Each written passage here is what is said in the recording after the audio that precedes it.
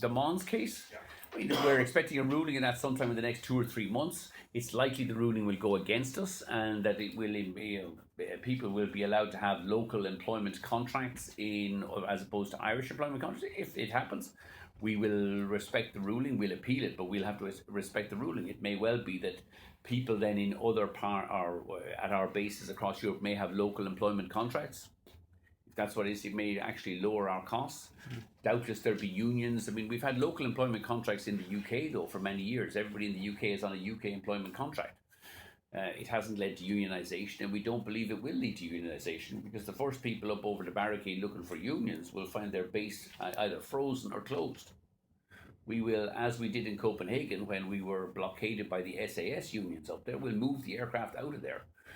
So we may have local contracts which actually, and bear in mind, we suffer a bit across Europe because there's this impression that Ireland is this fucking tax haven, and we have every Irish contract.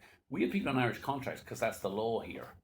The Finance Act says if you're flying an Irish registered aircraft, you must pay your taxes here in Ireland. That, despite the fact that, as you know, personal taxes in Ireland here are very high. But across Europe, we have this image of being this tax haven for companies, which we may well be with a 15% rate of tax. Actually, our workers will pay less tax if they go on to local employment contracts elsewhere, but it will need a change of Irish legislation as well. And we're stuck in the middle on this issue of the current rules and regulations on mobile transport workers says you pay your tax in the country of the employer. It was originally designed for the cruise company, the shipping companies in Europe. We're based in Ireland.